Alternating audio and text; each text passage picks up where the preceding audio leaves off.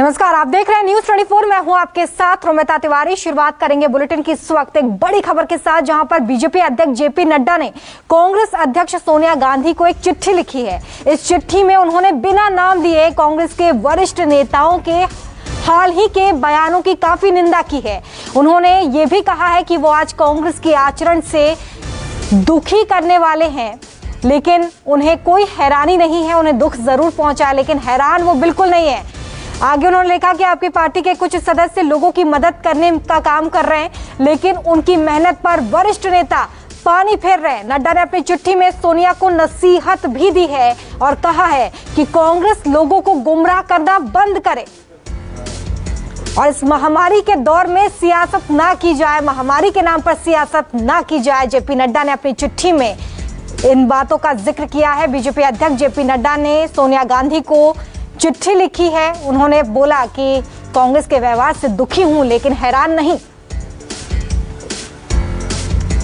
चलिए सीधे मेरे सहयोगी प्रशांत देव हमारे साथ जुड़ गए, उनका रुख कर लेते हैं।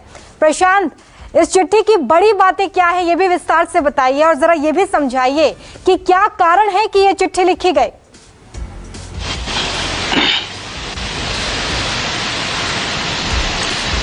देखिए, जिस तरीके से कोविड महामारी पूरे देश में फैली हुई है और वैक्सीनेशन जो इस वक्त सबसे बड़ा उपाय है, उसको लेकर के तमाम कोशिशें सरकार की तरफ से, तमाम राज्य सरकारों की तरफ से की जा रही हैं। उसी के बीच बीजेपी अध्यक्ष जेपी नड्डा ने सोनिया गांधी को एक पत्र लिख दिया है और ये पत्र इस बात को, जो उसमें मुख्य बातें हैं वो ये कहती हैं, उन्होंने सोनिया गांधी को लिखकर पत्र लिखा है। इसमें ये बातें बताई हैं कि बहुत से ऐसे राज्य हैं जहां पे कांग्रेस रूलिंग है, वहां भी वैक्सीनेशन को फ्री किया जाए। जैसे जैसे कि हम बीजेपी रूलिंग गवर्नमेंट में वैक्सीनेशन फ्री कर रहे हैं, वैसे कांग्रेस भी इसको फ्री करे अगर वो गरीब और मजबूर लोगों के साथ खड़ी है। जिस तरह से बीजेपी खड़ी है, तो वो भी उन लोगों की सहायता करे, और ऐसी सहायता वो नहीं देख पा रहे हैं। और कांग्रेस रूलिंग में और पूरी कई जगह पे ऐसी बेबसी नजर आ रही है, जिसके वजह से उनको ये पत्र लिखना पड़ा।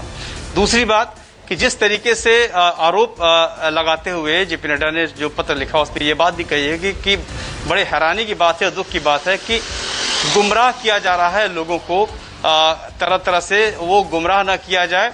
और इस वक्त जो है सब मिल करके देश में जो समस्या आई है उसके साथ खड़ा रहे।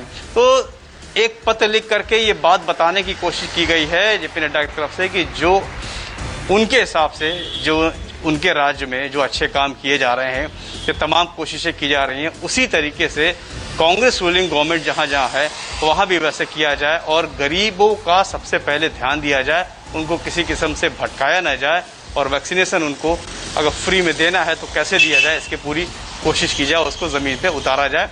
तो ये पत्र का मजनून है, जो मुख्य बातें इसमें लिखी गई हैं। चलिए, तो ये बड़ी बातें जो जेपी नड्डा ने सोनिया गांधी को लिखी चिट्ठी में लिखी है। सबसे बड़ी बात यह है कि देखिए, इस वक्त महामारी का दौर, जहां पर एक साथ मिलकर काम करना है, वहां पर राजनीति नहीं होनी चाहिए। ये बिल्कुल सटीक बात है। ये वक्त है साथ मिलकर लड़ने का।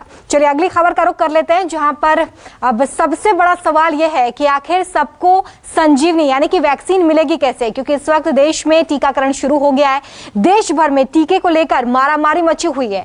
हम आपको ये 8 तस्वीरें दिखा रहे हैं। दिल्ली की तस्वीर देखिए, दिल्ली के पास कोवैक्सीन का स्टॉक सिर्फ 1 दिन का बचा हुआ है।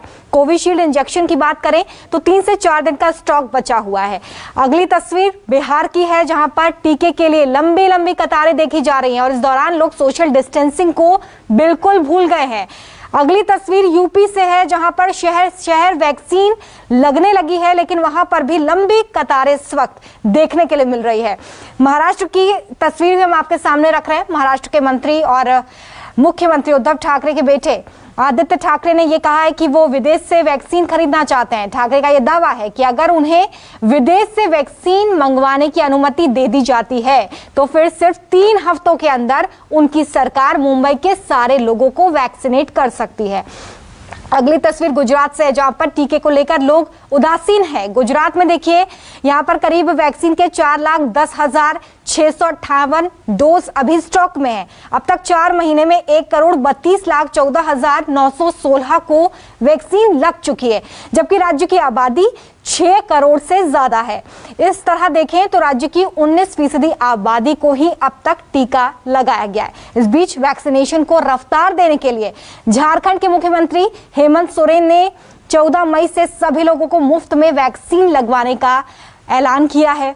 राजस्थान की बात की जाए तो वैक्सीन की कमी को देखते हुए अब अशोक गहलोत सरकार विदेश से वैक्सीन लाने का प्लान बना रही है। सूत्रों की अगर मानी जाए तो गहलोत सरकार ने दूसरे देशों से वैक्सीन मंगवाने के लिए ब्लूप्रिंट भी तैयार कर लिया है। तो देश भर में कोविड टीके को लेकर इस वक्त संकट जारी है। दिल्ली की बात की जाए तो दिल्ली के स्वास्थ्य मंत्री सत्येंद्र जैन ने यह दावा किया है कि दिल्ली के पास कोवैक्सीन का स्टॉक सिर्फ 1 दिन का बचा है, जबकि कोविशील्ड इंजेक्शन का 3 से 4 दिन का स्टॉक अभी बचा है। आगे उन्होंने कहा कि केंद्र सरकार से लगातार हम ये मांग कर रहे हैं कि कोविड की वैक्सीन उपलब्ध कराई जाए। हालांकि दिल्ली सरकार के पास अभी 7 लाख से ज्यादा कोविड वैक्सीन बची हुई है, जिसमें 2,71,000 कोवैक्सीन है, 4,69,000 कोविशील्ड वैक्सीन है। दिल्ली सरकार ने खुद वैक्सीन खरीदने का जो आदेश दिया है उसमें 5,50,000 ही मिला है।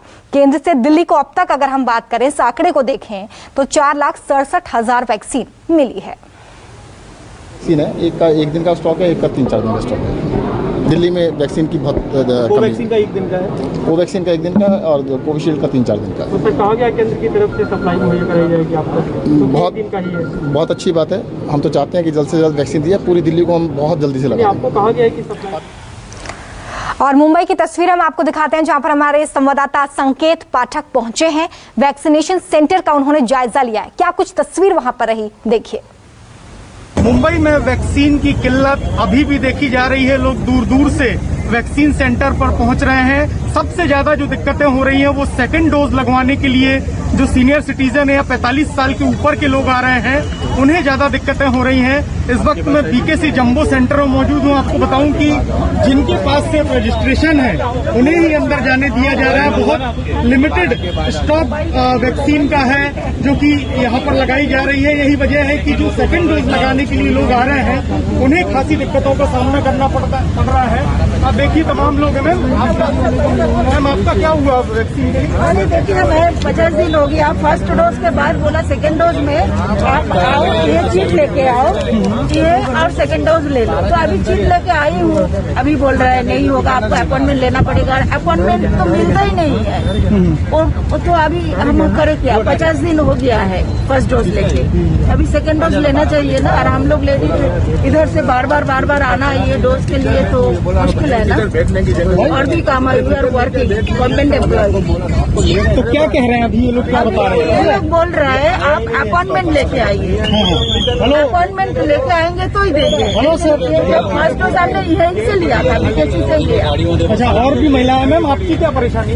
अभी हो गया 2 महीने अभी भी हमें कोविशील्ड का वैक्सीन नहीं मिल रहा है।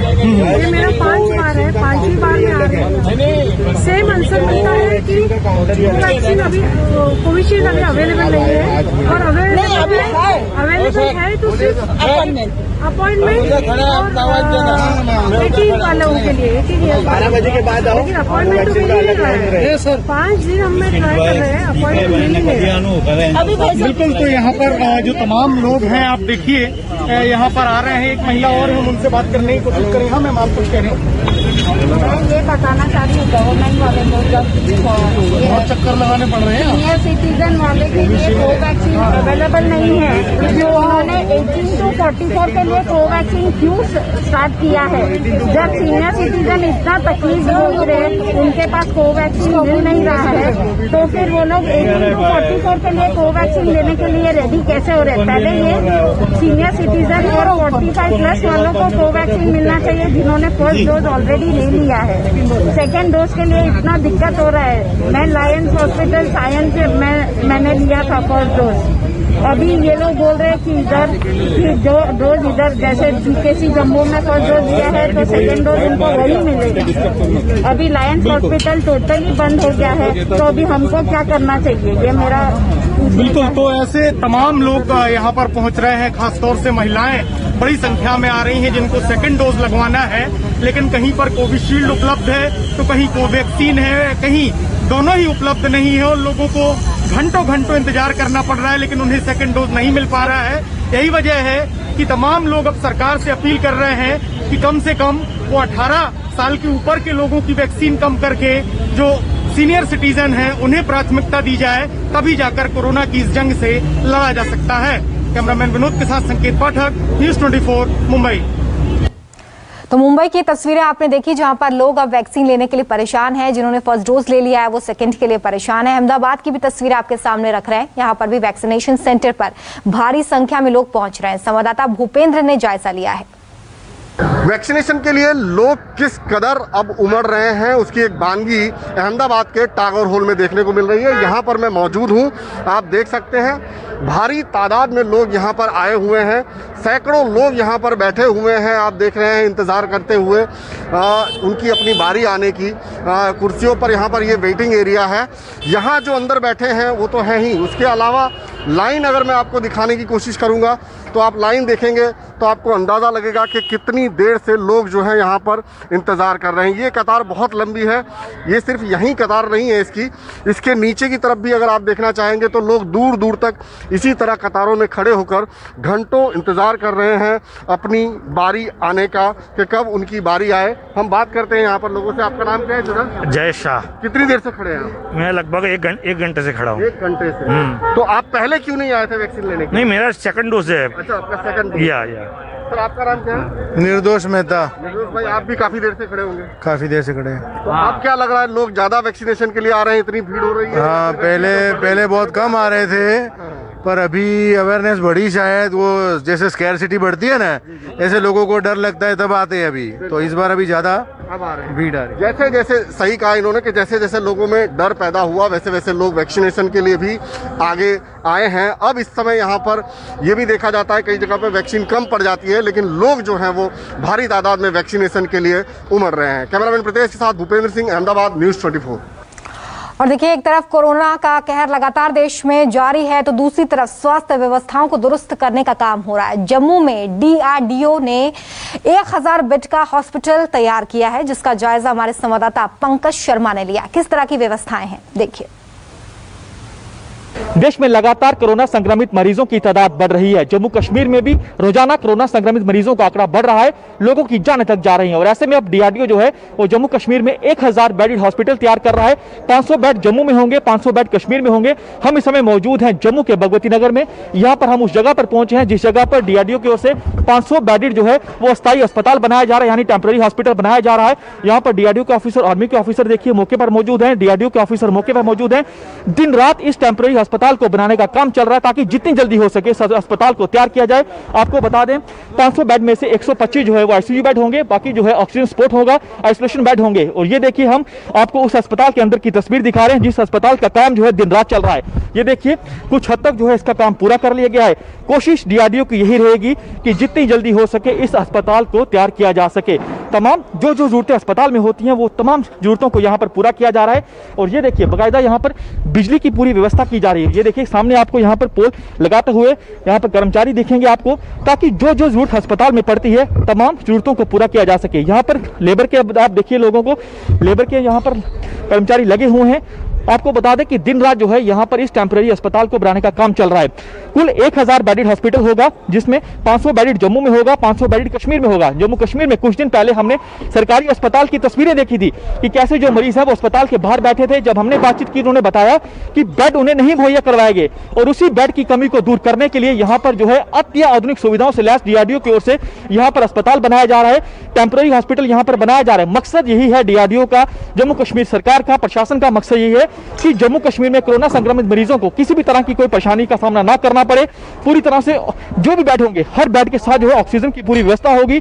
यहाँ पर 125 जो है वो ICU बेड होंगे। ये देखिए, आर्मी के ऑफिसर मौके पे मौजूद हैं, यहाँ पर DRDO के ऑफिसर मौके पे मौजूद हैं। हर पूरी तरह से निरीक्षण किया जा रहा है और यहाँ पर पूरी तरह से यह सुनिश्चित किया जा रहा है कि इस अस्पताल के काम को जल्दी से जल्दी पूरा किया जा सके, ताकि जम्मू कश्मीर में लगातार कोरोना संक्रमित मरीजों की तादाद बढ़ रही है। और मकसद सबका यही है, खासतौर पर डीआरडीओ की बात की जाए तो डीआरडीओ की ओर से दिन रात काम किया जा रहा है ताकि इस जो है टेम्पररी अस्पताल को जल्द से जल्द बनाया जा सके। कैमरामैन तनवीर के साथ पंकज शर्मा, न्यूज़ 24 जम्मू भगवती नगर। तो देखिए, हेल्थ इंफ्रास्ट्रक्चर को मजबूत करने पर इस वक्त काम हो रहा है ताकि कोरोना की ये जंग डट कर लड़ी जा सके। तो दूसरी तरफ सबकी नजरें इस वक्त वैक्सीनेशन पर है। कोरोना की बेकाबू रफ्तार में हर कोई बस यही चाहता है कि उसे वैक्सीन लग जाए। जिसे पहली डोज लग गई है वो चाहता है कि जल्द से जल्द दूसरी डोज लगे।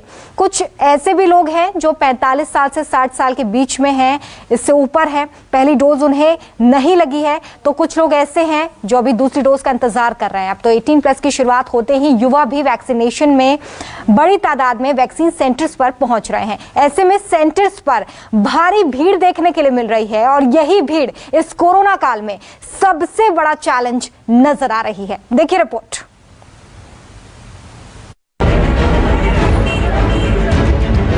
जिला हॉस्पिटल में कर रहे हैं, ऑलरेडी यहाँ पर कोविड की टेस्टिंग हो रही है। हम यहाँ पर वैक्सीनेशन कराने आए कि कोविड साथ में लेने आए हैं। भीड़ में अगर जाएंगे तो कोरोना ही लेकर के घर वापस जाएंगे। पता नहीं लग रहा है कि कोवैक्सीन में दे रहा है, कोविशील्ड में दे रहा है, कौन किस काउंटर पर दे रहा है, कौन कहाँ खड़ा होना है, क्या आपका सिस्टम है, कुछ पता नहीं लग रहा।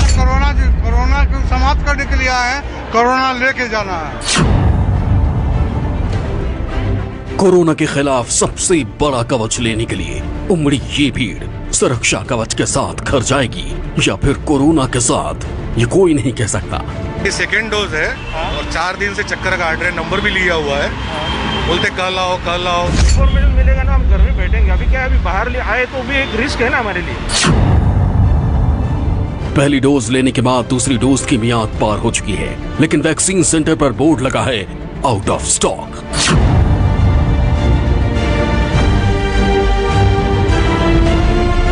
ये तस्वीरें, ये हालात, ये मंजर किसी एक शहर का नहीं बल्कि देश के ज्यादातर इलाकों का है।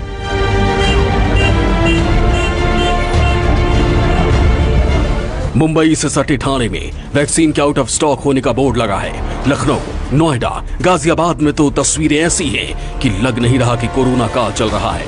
पटना में तो हालात ऐसे हैं कि वैक्सीनेशन सेंटर पर लोग एक दूसरे पर चढ़े हुए हैं। अमृतसर में भी हालात कुछ ऐसे ही हैं। हर जगह लोग पूछ रहे हैं मेरा नंबर कब आएगा। न्यूज़ 24 ने देश के बड़े शहरों की वैक्सीन रिपोर्ट जानने की कोशिश की, जायजा लिया कि क्या लोगों को वैक्सीन लग रही है। वैक्सीन की किल्लत के रिपोर्ट्स के बीच क्या 18 से 44 साल की उम्र के लोगों के लिए वैक्सीनेशन शुरू हुआ। इतना ही नहीं, क्या पहली डोज लेने वाले बुजुर्गों को दूसरी डोज आसानी से मिल रही है। सबसे पहले आपको सुशासन बाबू के बिहार की तस्वीर दिखाते हैं। ये राजधानी पटना का एक वैक्सीन सेंटर है। वैक्सीन के लिए आपाधापी मची है।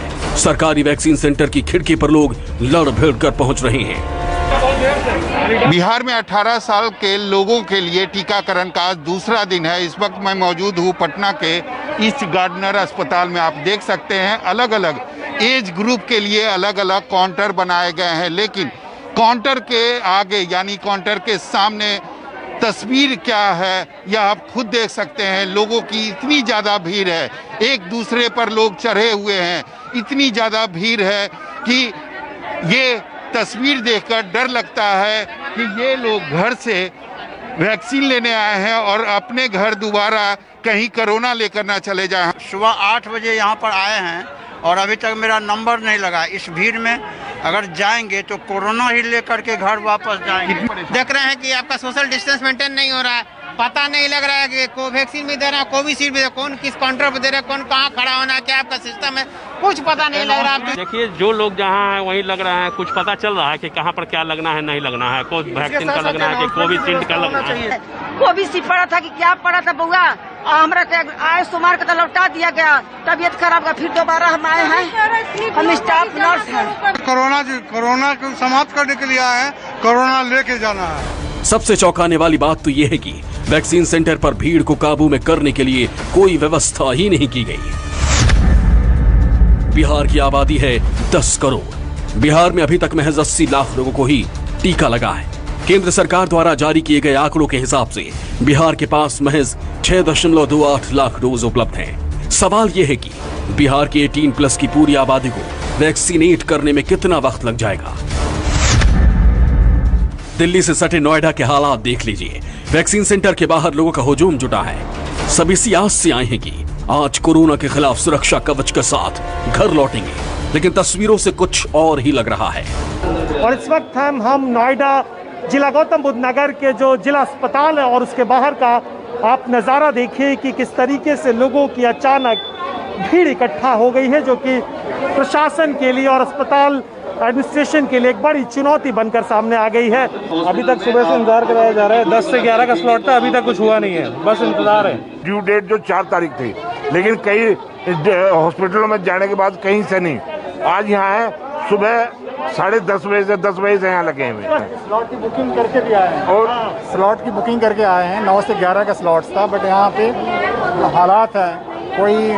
और अब इन्होंने ये स्लिप दी है। अलग एक पूरा सेंटर अलग बनाइए, पूरा सेंटर अलग क्रिएट करिए, उसमें करिए। आप जिला हॉस्पिटल में कर रहे हैं, ऑलरेडी यहाँ पर कोविड की टेस्टिंग हो रही है। हम यहाँ पर वैक्सीनेशन कराने आए कि कोविड साथ में लेने आए हैं। ये देखिए नज़ारा जिला अस्पताल के बाहर का, और इसके बाद इसमें कई ऐसे लोग हैं जिन्होंने अपनी स्लॉट बुकिंग कर रखी है। पहले दिन का वैक्सीनेशन।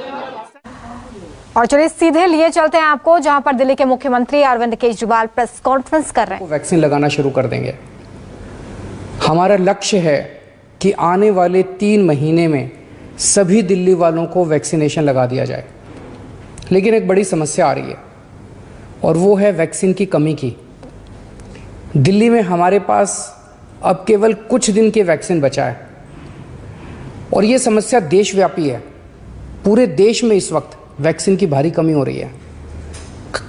कुछ राज्य तो ऐसे हैं जहां वैक्सीन ना होने के कारण अभी तक वैक्सीनेशन शायद शुरू भी नहीं हो पाया। वैक्सीन की कमी देश के सामने इस वक्त बहुत बड़ी चुनौती बन गई है। आज केवल 2 कंपनियां वैक्सीन बना रही हैं। ये दोनों मिलके महीने में केवल 6-7 करोड़ वैक्सीन बनाती हैं। तो इस तरह तो हम देश के हर व्यक्ति को वैक्सीन लगाने में हमें 2 साल से ज़्यादा टाइम लग जाएगा। तब तक तो कोविड की पता नहीं कितनी लहरें आ जाएंगी, कितनी बर्बादी हो जाएगी। इसलिए ज़रूरी है कि हम भारत में वैक्सीन का उत्पादन युद्ध स्तर पे बढ़ाएं और देश के हर नागरिक को अगले कुछ महीने में वैक्सीन लगाने की राष्ट्रीय योजना बनाएं। जब तक हर भारतीय को वैक्सीन नहीं लगती, तब तक ये जंग जीती नहीं जा सकती। मैं आज एक सुझाव देना चाहता हूँ। वैक्सीन बनाने का काम केवल 2 कंपनियां ना करें, कई कंपनियों को वैक्सीन बनाने में लगाया जाए। केंद्र सरकार इन दोनों कंपनियों से वैक्सीन बनाने का फार्मूला ले ले और उन सभी कंपनियों को दे दे जो सुरक्षित तरीके से वैक्सीन बना सकती हैं। ऐसे कठिन समय में केंद्र सरकार के पास पावर है कि वो ये कर सकती है। वैक्सीन बनाने का फार्मूला सार्वजनिक करके उन कंपनियों को दे सकती है जो वैक्सीन बनाना चाहती हैं, और ये सुनिश्चित किया जाए कि भारत में जो भी प्लांट वैक्सीन बनाने में सक्षम है उन सब में वैक्सीन का उत्पादन होना चाहिए और हर भारतवासी को वैक्सीन लगनी चाहिए। यही एक तरीका है जिसके द्वारा हम जल्दी से जल्दी सभी भारतीयों को वैक्सीन लगा पाएंगे। आपको याद हो, जब पहली लहर आई थी हमारे देश में पीपी किट की कितनी किल्लत थी, कितना संघर्ष करना पड़ता था पीपी किट लेने के लिए। सोचो अगर उस टाइम केवल 2 कंपनियों को पीपी किट बनाने का अधिकार होता तो क्या आज देश में पीपी किट मिलते? लेकिन ऐसा नहीं हुआ। आज कई भारतीय कंपनियां पीपी किट बना रही हैं, इसलिए हम किसी और पे पीपी किट के लिए निर्भर नहीं हैं। भारत में बेहतरीन इंडस्ट्रियलिस्ट हैं, हमारे पास दुनिया की सबसे बड़ी फार्मा कंपनियां हैं, हमारे पास विश्व के सर्वश्रेष्ठ वैज्ञानिक हैं। मैं निश्चित तौर पे ये कह सकता हूं कि यदि उन्हें अवसर दिया गया तो वे अपना भरपूर सहयोग देंगे। वैक्सीन का उत्पादन करने वाली कंपनियों के लाभ का एक अंश हम रॉयल्टी के रूप में उन दोनों कंपनियों को दे सकते हैं जिन्होंने मूल फॉर्मूले की खोज की है। मुझे पूरा विश्वास है कि इस तरह हम अगली कोरोना की लहर के पहले भारत के हर नागरिक को सुरक्षा कवच प्रदान कर पाएंगे। मेरा केवल एक ही मकसद है कि किस तरह हम सब मिलकर हर भारतीय को कोरोना से बचा पाएं। जय हिंद। अब सुन रहे थे दिल्ली के मुख्यमंत्री अरविंद केजरीवाल को, जिन्होंने वैक्सीनेशन को लेकर कहा कि इस वक्त वैक्सीन की भारी कमी है और अगर वैक्सीन का उत्पादन बढ़ाया जाता है तो हर भारतीय को वैक्सीनेट किया जा सकेगा। आने वाले 3 महीनों में सभी को वैक्सीनेट किया जाए। इसके लिए बहुत जरूरी है कि वैक्सीनेशन बनाने की क्षमता को बढ़ाया जाए। इस बीच उन्होंने ये भी कहा है कि ये जंग बिना वैक्सीन लोगों को दिए या हर व्यक्ति को दिए जीती नहीं जा सकती है। फिलहाल एक छोटा सा ब्रेक, देखते रहिए न्यूज़ 24।